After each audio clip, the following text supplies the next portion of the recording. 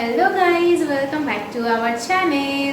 তো দেখে বুঝতে পারছো আমরা রান্নাঘরে বসে ব্লগ করছি। আমরা বলছি কারণ এখানে শুধু আমি একা নেই, আরও একজন আছে, এই যে আমার ভাই। এখন বেশ ঠান্ডা ঠান্ডা পড়ে গেছে, প্লাস বৃষ্টি হয়েছে।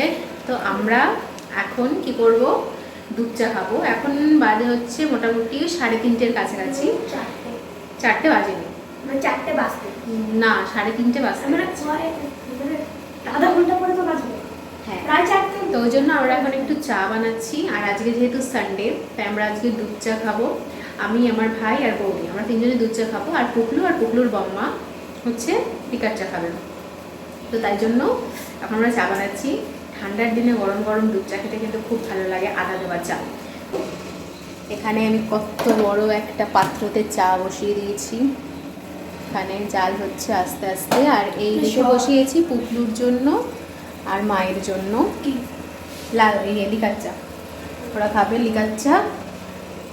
তাড়াতাড়ি নর্মালি আমরা চা খাই না, বিকালবেলায় চা খাই, কিন্তু আজকে একটু তাড়াতাড়ি চা খাচ্ছি কারণ 4টের সময় বেরোতে হবে, ডাক্তারের অ্যাপয়েন্টমেন্ট আছে। আর তারপরে আছে মায়ের আজকে কবিতার অনুষ্ঠান।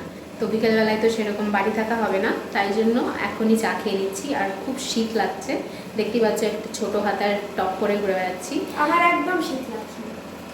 তাহলে ফুল হাতে জামা পরে আছো কেন তুমি? পরে গেছো দিয়ে যা, আমি কি করবো?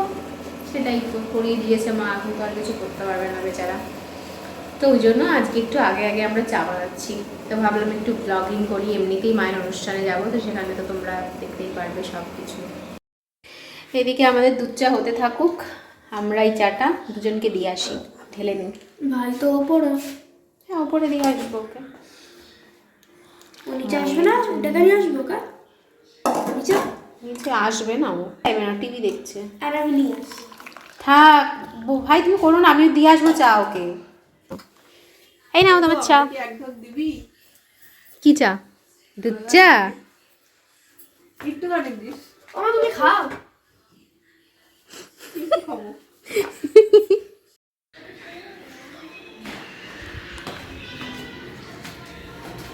আমরা এখন পুকলুকে চা দিতে যাচ্ছি।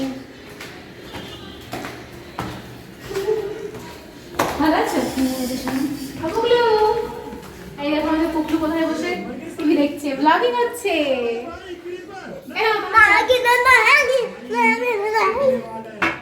ওরও ভিডিও করো একটু।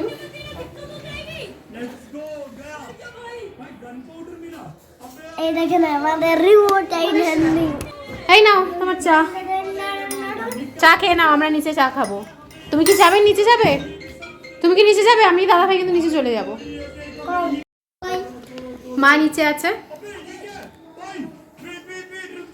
নিচে যাবে না? কিন্তু তোমাকে একা চা খেতে হবে, আমরা নিচে দুধ চা খাবো।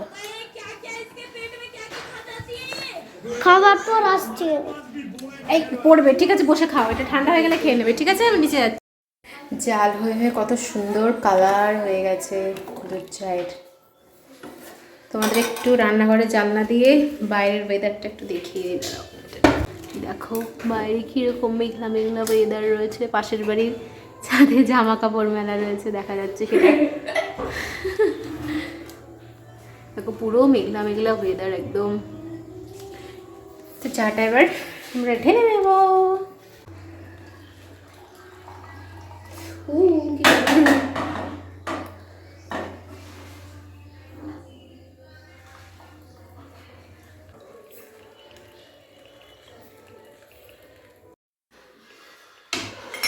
কোথায় বসে খাবে বলো চা? আমার ভিডিও করো। কোথায় বসে চা খাবে বলো? চা খাবো জানি না। এখানে বসে না ঘরে বসে? জানি না। বেডে বসে এসো। ঠিক আছে, মানে বেডে বসে টেবিলে রেখে। তাই তো বেড়ে রেখে পড়ে যাবে না। আমাদের চা রেডি। বিস্কুট খাবে? এই যে আমার মা রেডি হচ্ছে অনুষ্ঠানে যাবে বলে, শাড়ি পরে, আর বৌদি রেডি করিয়ে দিচ্ছে। তোমার পুরনো ফটো দেখাও ওখানে। বৌদি চা হয়ে গেছে। না, আমার নজরে তো খারাপ নয়।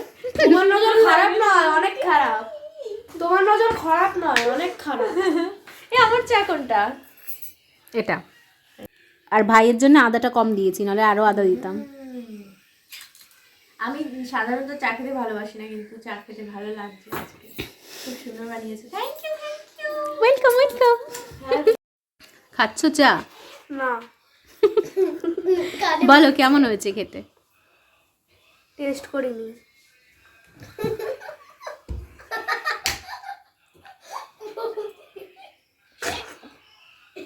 বলো কেমন লাগছে খেতে?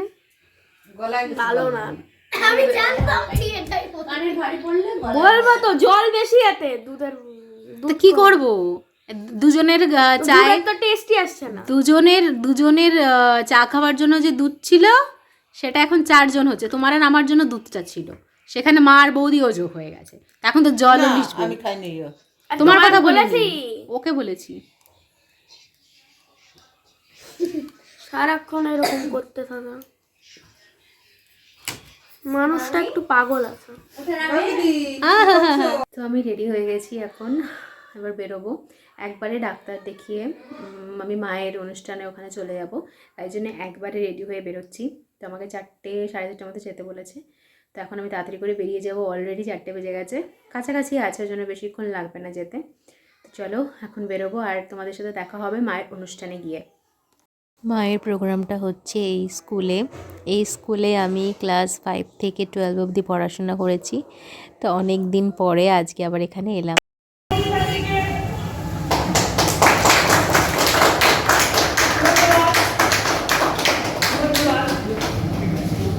উদ্ভ্রান্ত সেই আদিম যুগে স্রষ্টা যখন নিজের প্রতি অসন্তোষে নতুন সৃষ্টিকে করছিলেন বারবার বিধ্বস্ত, তখন সেই অধৈর্য ঘন ঘন মাথা নাড়ার দিনে রুদ্র সমুদ্রের বাহু প্রাচীন ধরিত্রীর বুকে থেকে ছিনিয়ে নিয়ে গেল তোমাকে। আফ্রিকা বাঁধলে তোমাকে বনস্পতির নিবিড়ি পাহারায় কৃপণ আলোর অন্তঃপুরে। সেখানে নিভৃত অবকাশে তুমি সংগ্রহ করছিলে দুর্গমের রহস্য, চিনছিলে জল স্থল আকাশের দুর্বোধ শব্দে।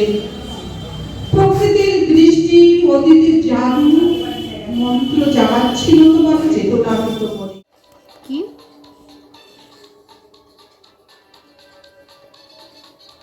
ঘুমিয়ে পড়েছি। সারাদিন শুধু গেম খেলে।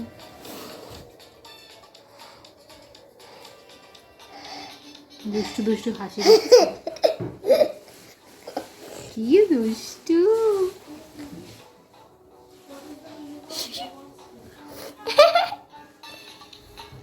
বাঁচাও কই মেরে গো।